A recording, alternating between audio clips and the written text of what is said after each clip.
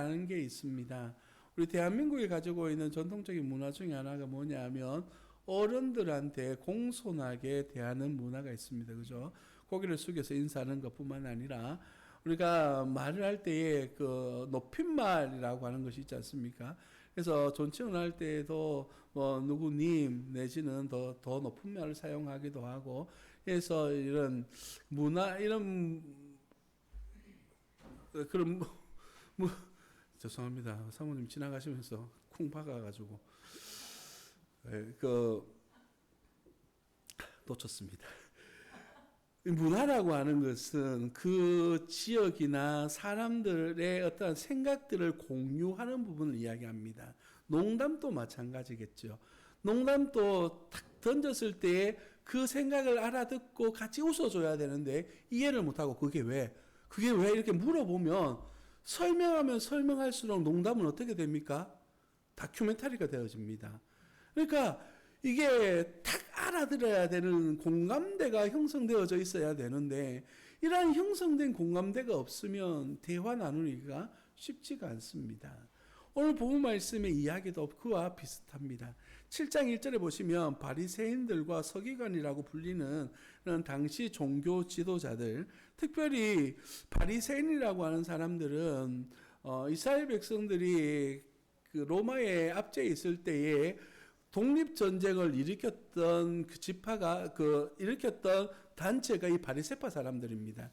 그래서 이 지역 사회 가운데에서 이스라엘 사람들 사이에서 바리새파라 그러면 우리를 위하여 헌신했던 사람들, 이런 마음이 있기 때문에 굉장히 존경하는 마음들이 있었습니다. 그리고 서기관이라고 하는 사람들은 성경을 연구하는 사람들이에요. 학식이 높고 실력이 탁월한 사람들. 그래서 성경에 대한 지식이라면 서기관들에게 물어봐야 된다라고 할 정도로 영향력이 있는 이 바리새인과 서기관들이 오늘 본문 말씀에 보니까 예루살렘에서부터 예수님에게로 왔다라고 말합니다. 이들은 원래 터전이 예루살렘에서 그곳에서 하나님의 말씀을 가르치고 지도자로서의 영향력을 가지고 살아갔던 사람입니다. 그런데 본인들이 가지고 있었던 어떤 권위와 어떤 위치에 대하여서 위협하는 존재가 나타났다라고 하는 소문이 들려지게 된 거예요. 누굽니까?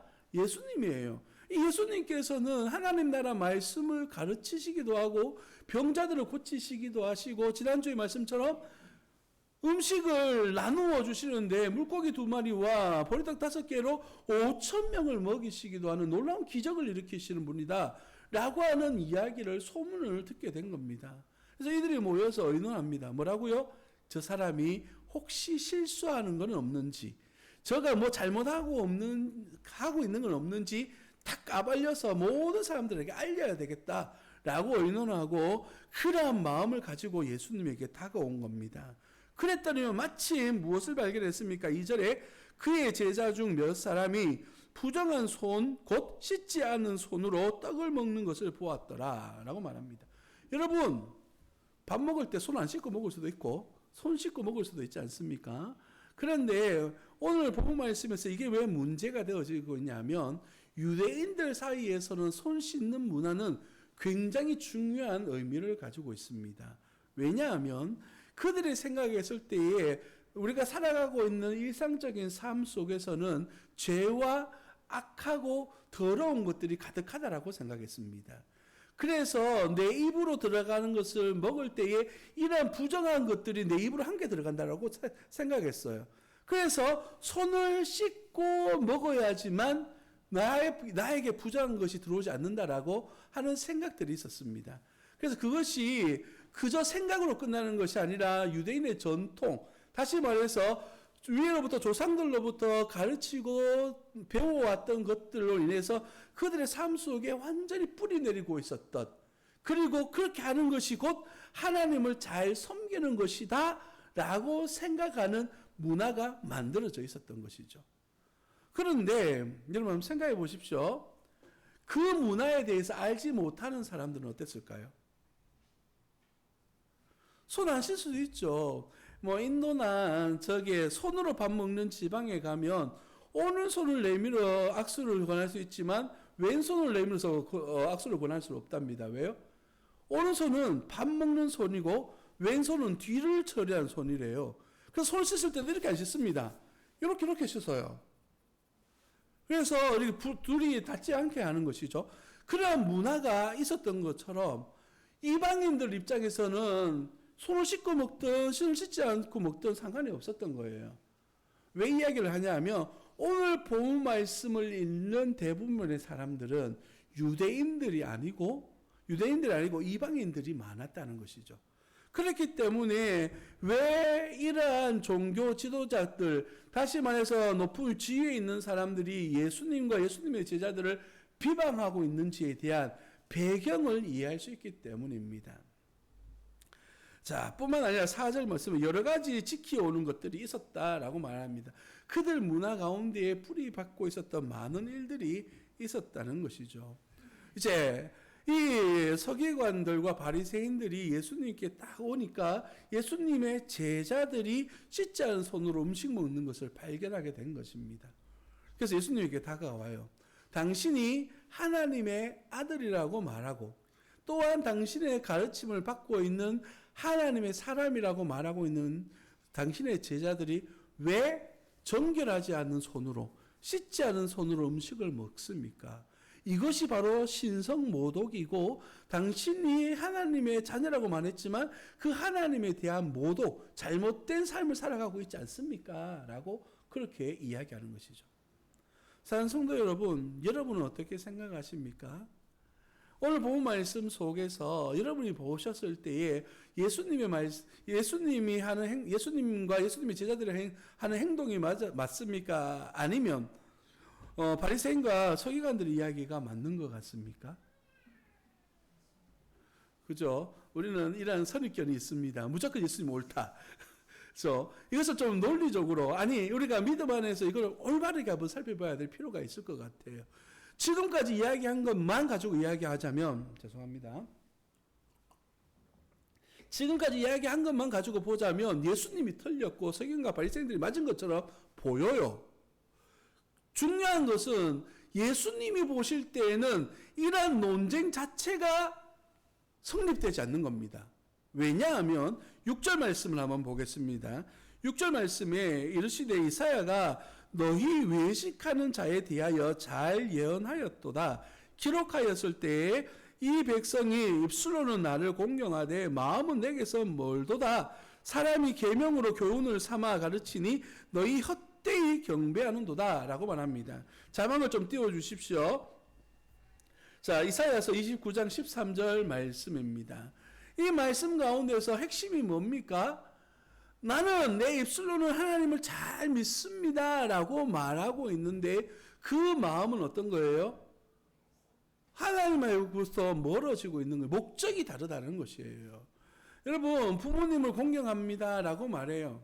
자, 그리고 막 인사도 하고 깍듯이 하는 것처럼 보여도 그 마음이 이미 여기서부터 떨어져 있다면, 의도 자체가 다르다면, 예를 들어 보면 이런 것과 같습니다.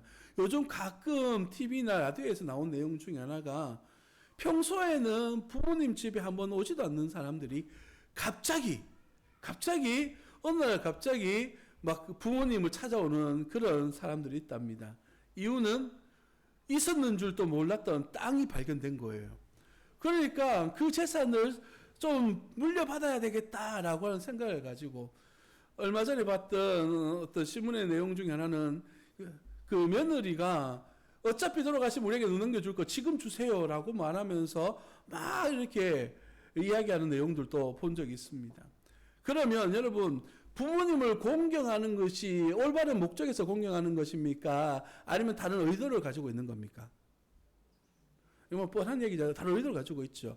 부모님 입장에서 자, 이런 의도를 가지고 나를 찾아오는 사람이 있어요. 자녀들이 있어요. 그러면 마음이 어떨까요?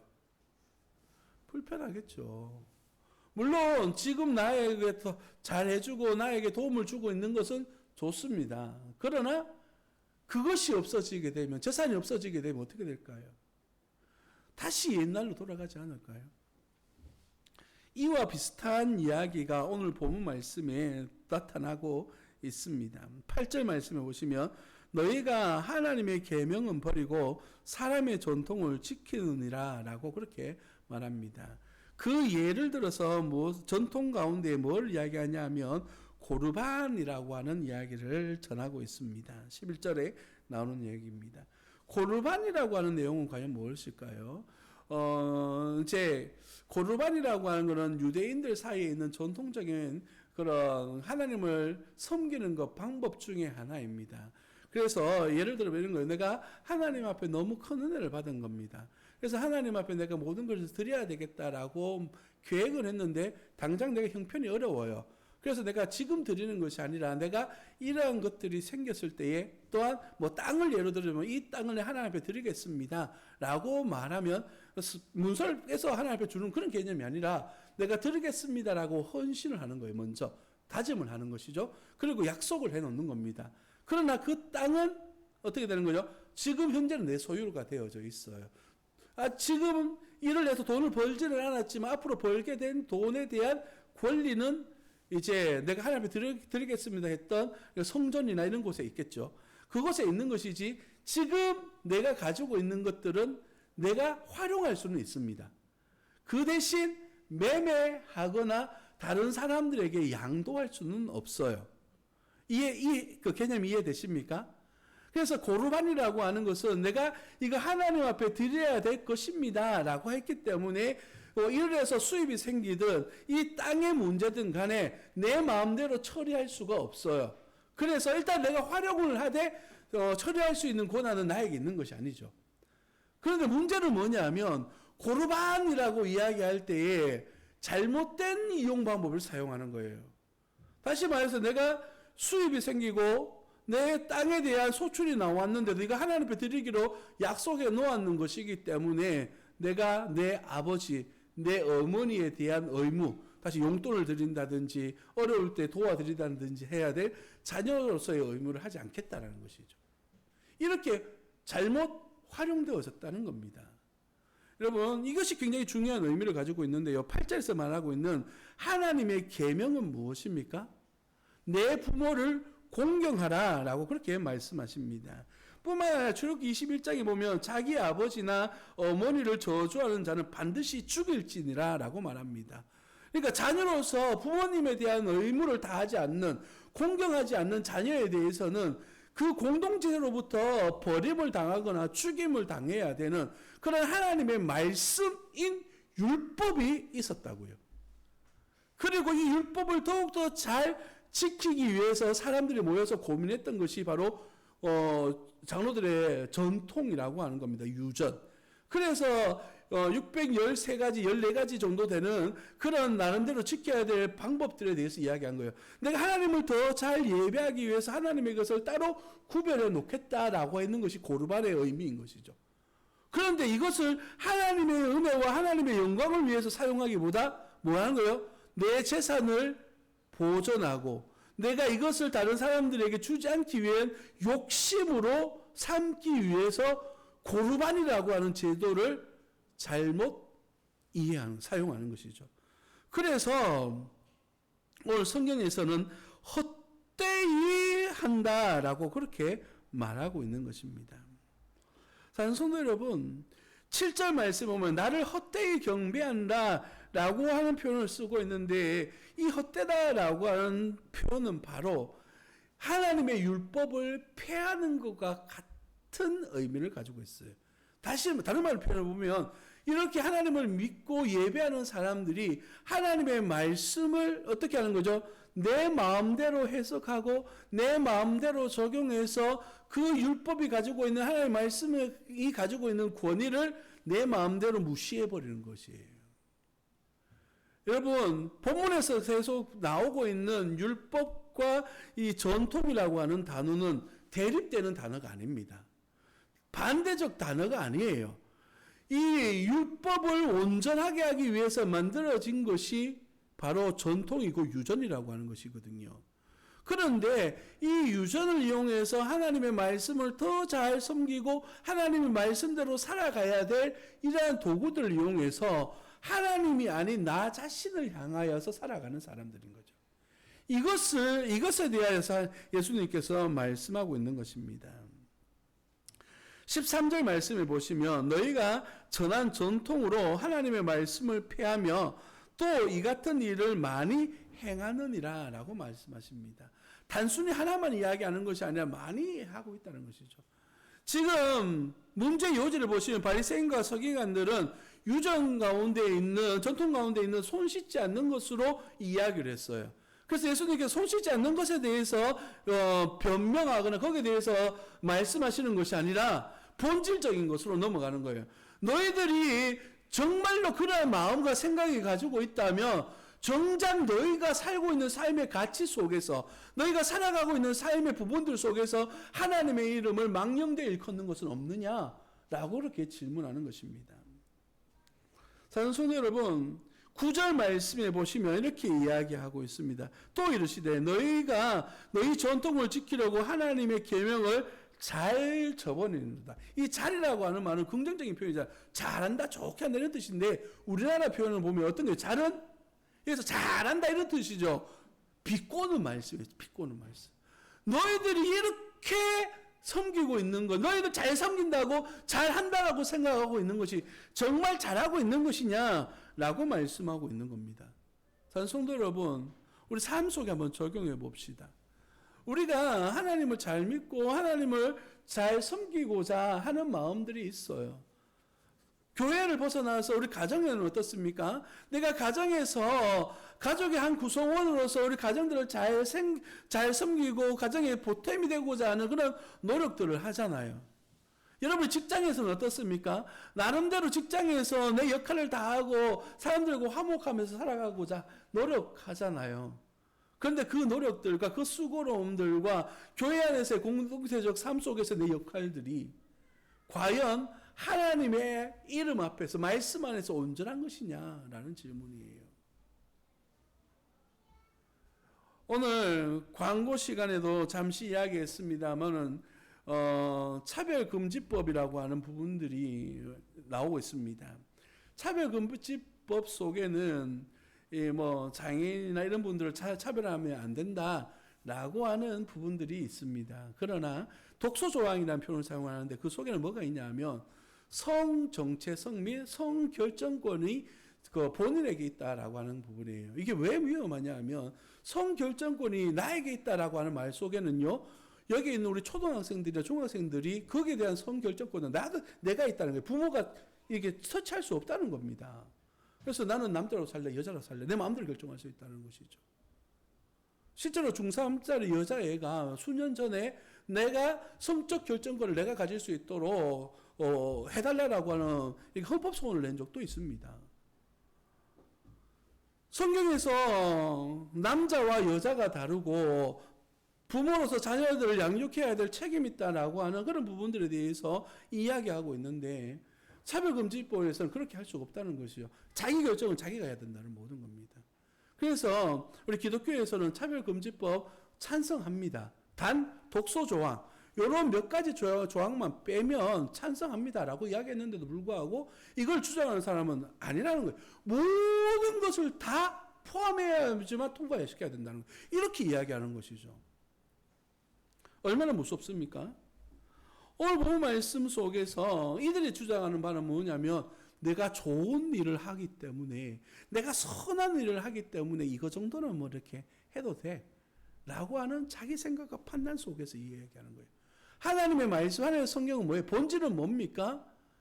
율법이라고 하는 것은 하나님께서 사람을 만드시고 사람과 하나님과의 관계 속에서 갖춰야 될 그런 기본적인 관계의 이야기인 거예요. 그런데 하나님을 더 잘 섬기고 사람의 의무를 다해야 될 이것들을 유전, 이런 것들을 해석하기 위해서 만들어졌던 걸 가지고 이것을 또 훼손해버린다면, 율법을 훼손하고 하나님의 말씀을 훼손해버린다면 본질이 잘못된 겁니까? 아니면 그 생각들이 잘못된 겁니까? 생각들이 잘못된 것이잖아요. 오늘 예수님이 하시고자 하는 말씀이 그거예요. 본질이 있는데도 불구하고 이야기하다 보면 본질하고 상관없는 것들로 싸우게 만드는 것이죠. 그래서 본질, 하나님을 더 잘 섬길 것인가에 대한 이야기가 아니라 손 씻을래 안 씻을래 이걸로 그 대화를 나누게 만드는 거예요. 이것을 생각을 잊어버리게 만드는 것이죠. 그렇게 되면 어떻게 되는 겁니까? 하나님의 말씀과 율법은 가볍게 여겨지기 시작하는 거예요. 뒷전으로 밀려나기 시작하는 겁니다. 여러분, 이것이 왜 중요하고 왜 중요하냐 하면 우리의 삶의 많은 영역들 속에서 이런 일들이 일어나고 있기 때문입니다. 내 부모를 공경하라. 그 당연히 인간이 가져야 될 의무이고 하나님의 말씀이기도 해요.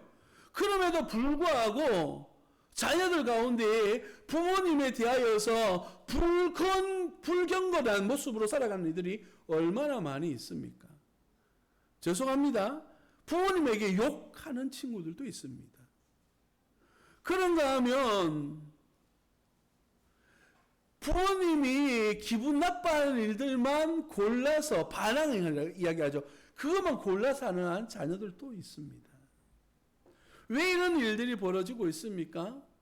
우리 표현상 가정교육이 잘못 가고 있기 때문이고 교회 교육에 대하여서 본질적인 교육을 하지 않기 때문이며 학교에서 올바른 진리를 가르치지 않기 때문 아닐까요? 오늘 본 말씀은 예수님께서 이렇게 말씀하고 계십니다. 14절에 무리를 다시 불러 이르시되 너희는 다 내 말을 듣고 깨달으라 라고 그렇게 말씀하십니다. 깨달아야 됩니다. 하나님의 말씀 본질이 무엇이고 우리가 바라봐야 될 가치가 무엇인지를 온전히 알아야지만 흔들림이 없다는 것이에요. 깨닫고 하나님의 뜻을 분별할 수 있는 그런 하나님의 사람들이 되시기를 예수님 이름으로 축복합니다. 18절에 보면 예수님이 이렇게 이야기해요. 예수께서 이르시되 너희도 이렇게 깨달음이 없느냐?